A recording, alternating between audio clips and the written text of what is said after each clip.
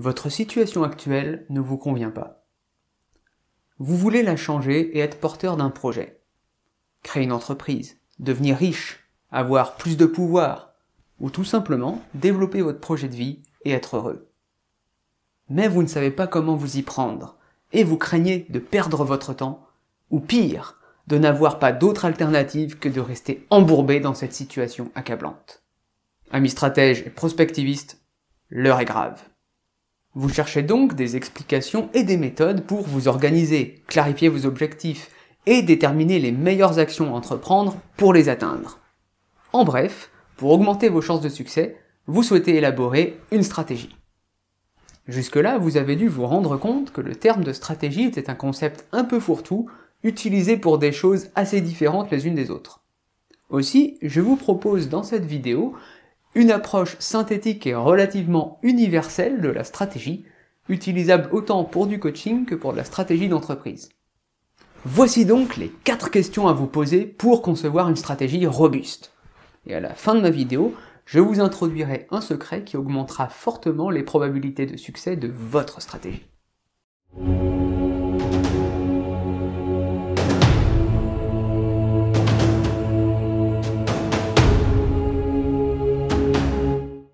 La première d'entre elles est, en toute logique, qu'est-ce qui vous pose problème? Au départ de toute stratégie, il y a en effet une insatisfaction, un problème, un manque, ou le risque que la situation se dégrade et devienne problématique à brève échéance.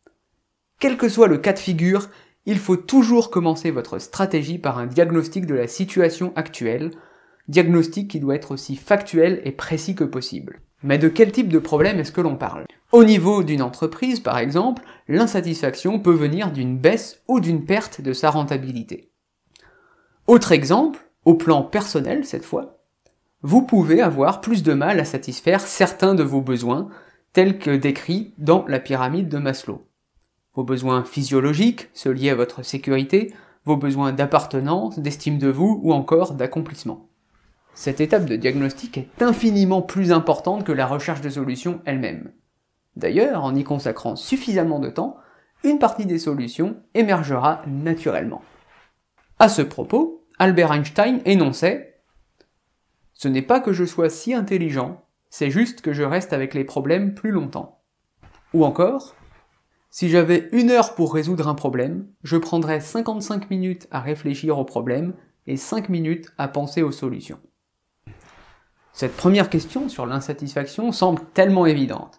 Et pourtant, vous constaterez que nous avons tous un peu tendance à nous plaindre sans avoir vraiment envie de régler le problème. En effet, si ce dernier n'est pas suffisamment douloureux, nous pouvons avoir tendance à faire avec ou à espérer qu'il soit résolu par les autres ou par chance et donc que nous n'ayons rien à faire. Cela amène la seconde question, qui êtes-vous ? Pour préciser et affiner l'insatisfaction au départ de la stratégie, il est en effet essentiel d'apprendre à nous connaître et d'identifier nos motivations réelles, ainsi que celles des acteurs concernés de près ou de loin par le sujet. Cela nous apportera une image beaucoup plus fiable des personnes sur qui nous pouvons réellement compter pour régler le problème, et à quelles conditions. En effet, l'insatisfaction est avant tout affaire de perception. Elle peut vous paraître à vous comme insupportable, mais elle sera perçue comme tout à fait appréciable par quelqu'un d'autre. De là naissent des conflits pour la faire évoluer dans un sens ou dans un autre. Car, ne l'oublions pas, le concept de stratégie est d'abord issu du monde militaire et suppose en effet un antagonisme. Le général Beaufre définissait ainsi la stratégie comme l'art de la dialectique des volontés employant la force pour résoudre leurs conflits. La stratégie met ainsi en scène au moins 2 acteurs, par exemple des États, poursuivant des objectifs politiques et utilisant différents moyens pour y parvenir. La diplomatie, la compétition économique, l'influence culturelle et la force armée en sont des exemples. La stratégie est la méthode rigoureuse de raisonnement, de questionnement et d'interprétation d'idées distinctes voire opposées, et la recherche de solutions pour les dépasser. Elle vise ainsi à vaincre la volonté adverse. Il est donc essentiel d'analyser les jeux d'acteurs en présence, pour identifier vos alliés et les soutiens potentiels, mais aussi vos concurrents et vos ennemis, pour dévoiler leurs véritables motivations et les convergences ou divergences d'intérêts entre tous ces acteurs. Pour cela, il ne faut pas s'arrêter aux raisons d'être officielles des organisations, mais vraiment s'intéresser aux motivations profondes des personnes, avec tout ce qu'il peut y avoir de passionné, de psychologique, d'émotionnel, d'irrationnel, et donc d'humain.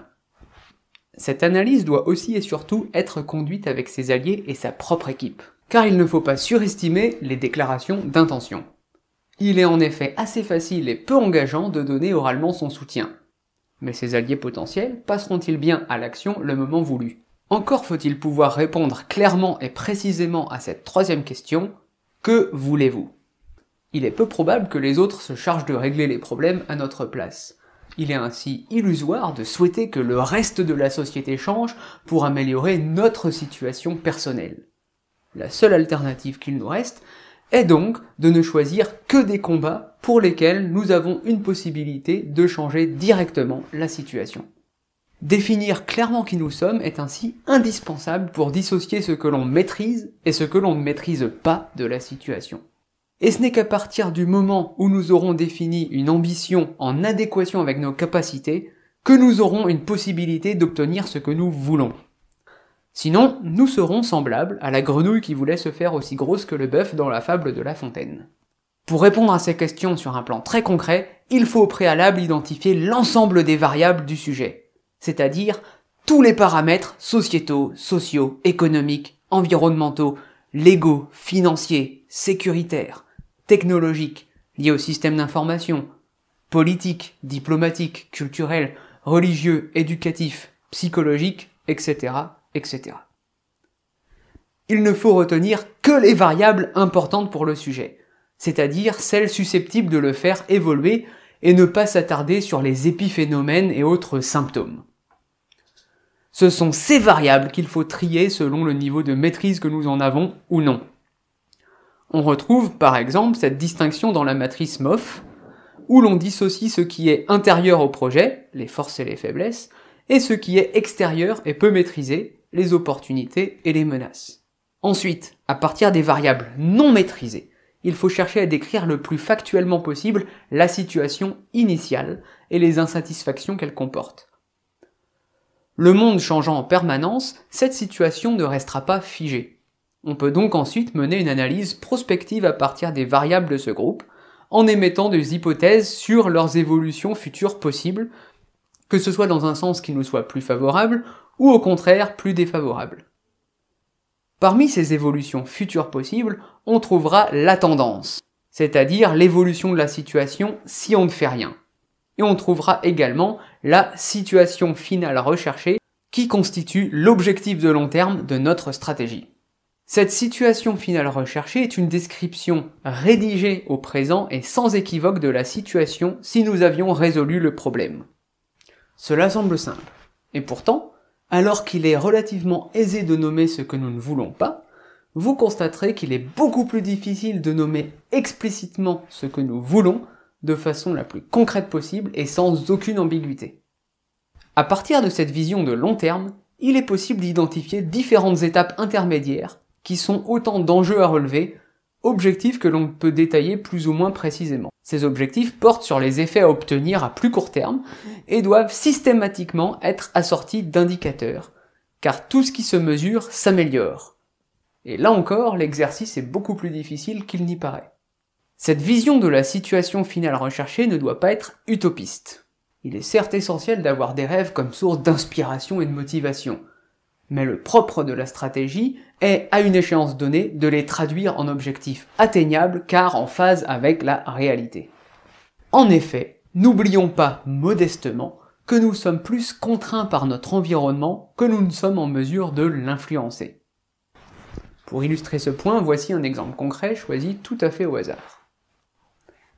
Si vous planifiez de belles vacances à l'étranger et qu'une épidémie mondiale survient, à votre avis, qui de votre volonté de vacances ou de la réalité va l'emporter? Pour atteindre vos objectifs, tenter d'infléchir la situation et la rapprocher de la situation finale visée, vous allez vous appuyer sur le groupe des variables que vous maîtrisez, et qui seront autant de leviers d'action. Dans le cas d'une organisation, on en trouve plusieurs assez évidents. Mais au niveau individuel, quels sont donc vos leviers d'action? Il existe 6 grands leviers d'action dont nous sommes inégalement dotés. Mais bonne nouvelle, nous pouvons tous acquérir en plus grande quantité ces différents leviers. Attention, ces leviers peuvent être considérés comme suffisamment développés que s'ils nous permettent de réaliser nos objectifs et nos ambitions. Cette appréciation est donc relative et très personnelle. Le premier d'entre eux est la santé. Sans elle, nous ne pouvons malheureusement pas faire grand-chose. Certes, nous n'avons pas choisi notre génétique ni notre lieu de naissance. Mais pour le reste, avec un bon mode de vie, avec une alimentation diversifiée et équilibrée, une quantité et une qualité de sommeil suffisante, des relations sociales riches et un équilibre entre travail, loisirs et repos, nous pouvons accroître notre énergie, notre dynamisme et être en capacité de mener nos projets efficacement et durablement. Il est donc recommandé d'intégrer des actions de développement personnel à sa stratégie, y compris professionnelle, et de ne pas s'épuiser à la tâche ou de ne pas se sacrifier aujourd'hui dans l'espoir de meilleurs lendemains. Évidemment, mieux vaut éviter l'extrême opposé, c'est-à-dire se laisser un peu porter par les événements et vivre au jour le jour sans se préoccuper de son futur. Le second levier est le temps dont nous disposons. Et pour tout le monde, les journées ne font que 24 heures. Notre capacité à maîtriser notre temps et à l'utiliser pour accroître nos autres capacités d'action est ainsi déterminante dans la mise en œuvre de nos stratégies. Et pourtant, il peut être parfois difficile de reprendre le contrôle de cette précieuse ressource et de l'utiliser différemment. Je consacrerai d'ailleurs prochainement une vidéo à ce sujet. Pour gagner en marge de manœuvre, nous pouvons consacrer notre temps à nous former. C'est le troisième levier, celui de nos compétences. Quels sont nos savoir-faire et nos savoir-être? À qui peuvent-ils être utiles et pourquoi?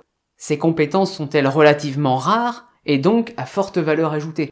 C'est en développant le quatrième levier, notre réseau, que nous pourrons valoriser et monétiser nos compétences. Les revenus ainsi générés constituent le cinquième levier d'action. Cet argent peut alors également être investi dans des actifs financiers, sixième et dernier levier. Santé, temps, compétences, réseau, argent et actifs, tels sont les 6 leviers sur lesquels nous pouvons agir en tant qu'individus. Il faut les voir comme des jauges qui peuvent être à l'équilibre, en excédent ou en déficit, selon qu'elles nous permettent ou non d'atteindre nos objectifs et de satisfaire nos besoins. Tout l'enjeu de notre stratégie individuelle consistera alors à chercher la meilleure façon de combiner entre eux ces différents leviers et de convertir l'excédent de certains leviers pour combler les déficits des autres dans un système de vases communicants.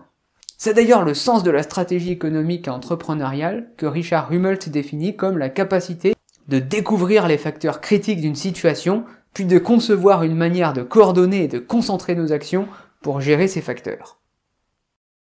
En résumé, la stratégie, c'est la capacité d'identifier finement un problème, d'analyser les forces en présence et leurs motivations réelles, d'anticiper les évolutions possibles de la situation, de définir des objectifs, et enfin, de combiner différents leviers d'action et ressources pour les atteindre. Une approche somme toute très rationnelle et logique. Mais en début de vidéo, je vous ai parlé d'un secret qui pourrait augmenter considérablement vos probabilités de succès. Un paramètre est en effet souvent considéré comme marginal, voire sous-exploité, dans la plupart des réflexions stratégiques, alors qu'il est au contraire central. Ce paramètre, c'est le facteur humain, avec tout ce qu'il peut comporter d'émotions, de biais psychologiques, de comportements irrationnels. Les nier ou les minimiser, c'est prendre le risque de ruiner les stratégies, même les mieux conçues. Alors au contraire, plutôt que de les sous-estimer, il vaut mieux pleinement les intégrer au cœur de la réflexion stratégique. Et ce sujet essentiel sera développé plus en profondeur dans une prochaine vidéo. Alors, pour ne pas la rater, abonnez-vous et n'oubliez pas d'activer les notifications pour être prévenu lors de sa parution. D'ici là, je vous dis au revoir et à bientôt.